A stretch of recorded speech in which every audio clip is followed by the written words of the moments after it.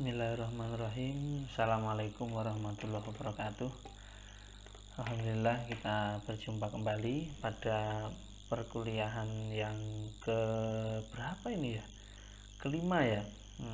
Kita masuk pada tema hari ini yaitu asbabun nuzul.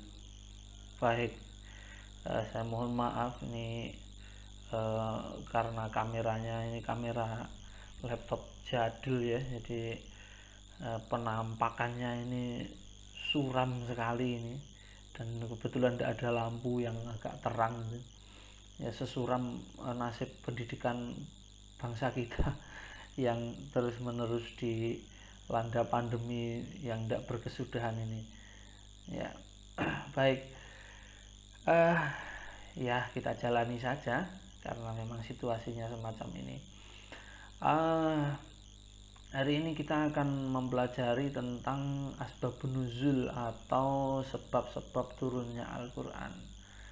Nah, ini di muqaddimah pertama sudah saya masuki dengan bagan-bagan, tapi ada baiknya kita masuk dulu ke definisi. Jadi apa yang dimaksud dengan asbabun nuzul?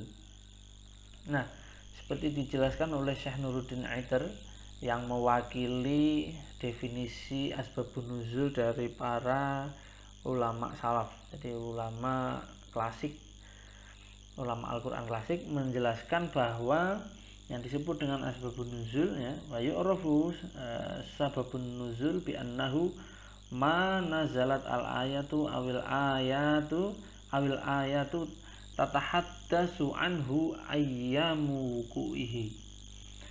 Jadi ini kalau dijelaskan pakai terkib ya agak susah juga, tapi yang dimaksud dengan asbabun nuzul itu adalah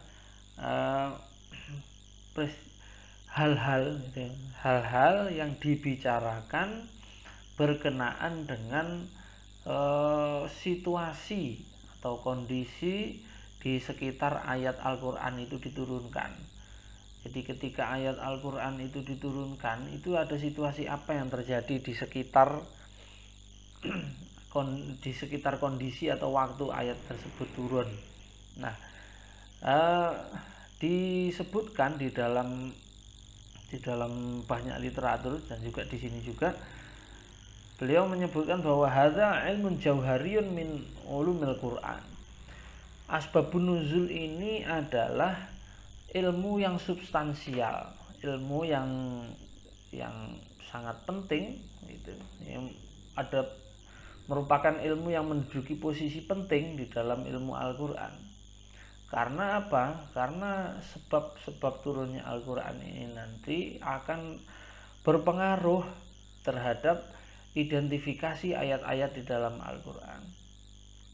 Jadi berapa banyak orang itu keliru memaknai maksud dari ayat Al-Quran atau perintah-perintah di dalam Al-Quran, terutama perintah-perintah di dalam Al-Quran itu berapa banyak kita orang-orang beriman ini, umat muslim ini, yang memaknai pengertian dari perintah Al-Quran itu salah ya, salah dalam memaknai karena tidak mengetahui, atau kita ini terputus kepaten obor begitu, terputus dari pengetahuan tentang asbabun nuzul gitu. Saya contohkan misalkan betapa kita itu selama ini mengidentifikasi kafir itu dengan tidak beriman, tidak berislam, tidak menjalankan atau tidak mengakui adanya Allah. Tetapi kalau kita itu membaca Al-Quran, atau kita membaca sirah nabawiyah, atau kita membaca sejarah, bahkan orang-orang Quraisy itu, mereka itu percaya kepada Allah. Sumpah-sumpah mereka itu pun juga seringkali redaksinya wallahi atau demi Allah. Loh, kalau mereka itu percaya kepada, kalau mereka itu ternyata percaya kepada Allah, dari mana mereka kemudian disebut kafir gitu. Saya ambil satu contoh. Ketika Nabi Muhammad itu diusir oleh orang-orang Mekah, lalu kemudian kemudian hijrah ke Taif, atau lebih tepatnya bahasanya mengungsi ke Taif. Itu di sana Nabi Muhammad itu kan memproklamirkan diri bahwa dia adalah utusan Allah. Nah, orang-orang yang ada di Taif itu mereka juga mengingkari kenabian Muhammad itu, tetapi mereka mengingkarinya juga dengan lafaz wallahi, demi Allah, jika kau itu memang utusan dari Allah, lalu apa yang bisa kau buktikan, apa yang bisa kau tunjukkan kepada kami bahwa kamu itu memang benar-benar utusan Allah. Artinya mereka itu juga sebenarnya sudah percaya kepada Allah. Lalu kemudian apa makna dari kafir itu? Nah, ini kan kemudian menjadi persoalan bagi kita. Dan ada banyak sekali ayat-ayat Al-Quran itu yang kalau misalkan kita onjai, maka